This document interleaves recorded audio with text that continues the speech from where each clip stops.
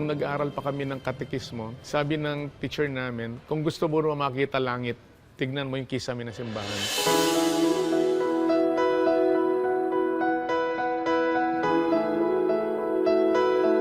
During my first communion, 1966, doon ko unang nakita yung kisame. Na-overwhelm ako. Ito pa yung langit. Ang mga painting sa kisame ng tinaguriang Sistine Chapel of the Philippines, ang Santiago Apostle Parish o Betis Church sa Pampanga, ang siyang naging unang inspirasyon kay Willie sa paglikha ng sining na iniaalay niya sa Panginoon. At sa kanyang mga kamay, ang inspirasyong ito na hubog sa paglililok.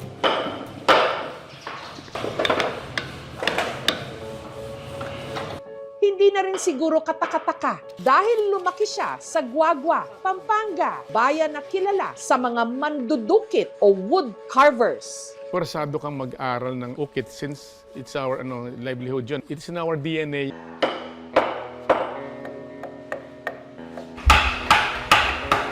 Yung staccato ng mga ukit, pupuk-pupuk, ganun, parang music sa ears namin yon. Nung nakita nga ng mga parents ko, meron akong talent, binili nila ako ng chisel. Umawak ako ng chisel, so 9 years old. Since we're raised Catholic images yung nagpukaw sa akin ng damdamin na para gawin yon. Mula noon, naging panata na rin ni Willie na maglilok ng mga imahen. And first year high school, sculptor na ako through the mentorship of my lolo, Apong Juan Castro. Sculptor din siya. Ang ilan sa mga ecclesiastical art na likha niya naka-display ngayon sa itinatayo niyang museum.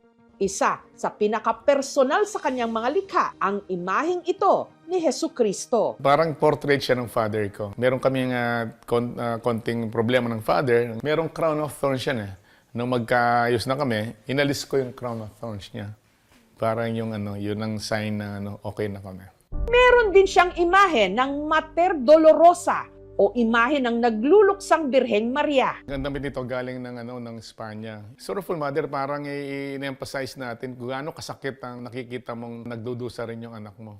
Mas nahasa pa raw ni Willie ang kanyang sining nung nakapag-aral siya sa Spain. The most important thing na nalaman ko sa kanila is the philosophy towards their art. Anong pakay mo at ba't mo ginagawa yan? You must have this clear intent. Sa kanyang pamamalagi sa Europa, nasilayan niya ang iskulturang ito sa St. Peter's Basilica sa Vatican City, kung saan ramdam ang hinagpis at pagdadalamhati ni Birheng Maria nang pumanaw sa krus ang anak niyang si Jesus. Ito ang obra maestra ng Italian artist na si Michelangelo, ang Pietà. More than blessing yun. Hindi na ako makapagsalita. Wala na. Kasi na-overwhelmed na ako. Hanggang nitong nakaraang taon, kinomisyon si Willie ng isang pamilya mula sa bayan ng Bacolor na gumawa ng isang wood sculpture na hango sa pamosong Pietà. Yung project na to, right after Holy Week last year, binigay na sa akin. Ganong katagal. Masyadong intricate yung mga details. Life-size ito, singlaki ng totoong tao.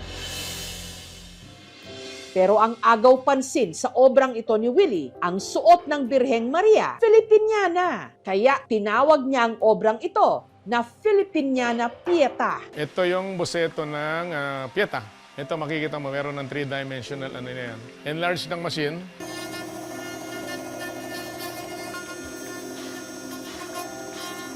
Pating finishing, ako pa rin yun. Dapat talaga artist touch yun. But it does not remain on the suffering. We have to uplift them. That's the sense of hope mabibigay natin sa mga tao.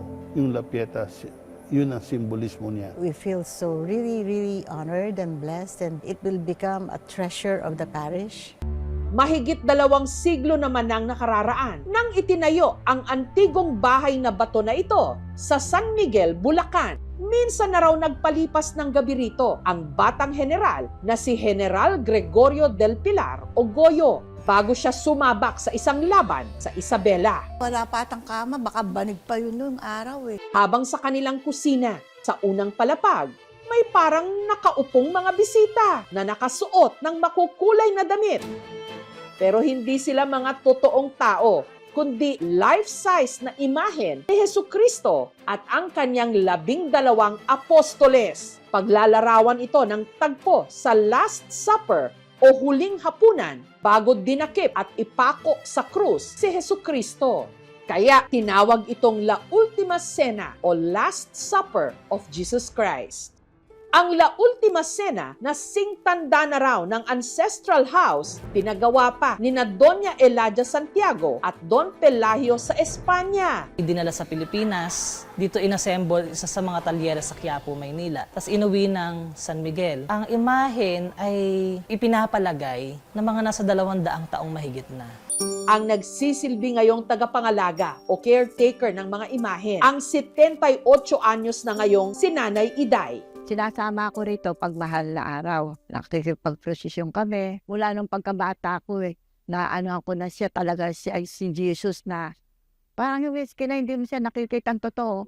Pag tinitigan ka niyan, parang na ano kayo, naaakit ka. Kasi yung mata niyan, tingnan mo. Parang nakatingin sa'yo na nakatingin. Parang nangungusap siya. Ang pagbabantay ni Nanay Iday sa mga imahen, itinuturing niyang debosyon. Bago ako matulog, lalapit ako sa kanya, nagpre-pray ako sa kanya. Pag lumapit ka naman sa kanya, bibigay niya basta timtima ng pagdasal mo. Tuwing ordinaryong araw, ang mga imahen sa kwartong ito sa ikalawang palapag ng bahay na mamalagi. At para hindi maalikabukan ng kanilang mga ulo, tinatakluban ni Nanay Iday. At ang nakamamangha rito, may sikretong butas daw ang likod ng mga imahen na di umano nagsilbing taguan noon ng yaman. Diyan daw ata tinago ng delayo ng kayamanan. Paglagyan ng mga mahalagang bagay. Bago magsimula ang Semana Santa, tradisyon na nilang ilabas ang La Ultima Cena para sa tauna nilang tradisyon na kung tawagin, bihisan. Yung mga pare, nagpupuntahan dito. May taga-ibang lugar. Parang panata nila. Isa sa kanila ang 78 anyos na si Lola Lolita na nagsimulang mamanata sa La Ultima Cena nung nagka-cancer ang kanyang anak noong taong 2020. Pandemic kasi, ang hirap pang makakuha ng doktor. Tinutulungan kami talaga. Dahil sa pananampalataya, pagdarasal, nakayanan ko naman. Hindi naman masyadong naging mabigat pa ang pag-alis niya. Ang paglipat at pagbihis sa mga imahen, maingat nilang ginagawa. Pag bukal naman sa loob mo, nabubuhatin sila, magpapabuhat. Pag plastic ka, hindi magpapabuhat na mag-isa yan. Mahihirapan ka. Hindi pwedeng huhubarin mong ganun lahat. Hindi, kailangan nakakover. Siyempre, parang ginagalang mo rin sila.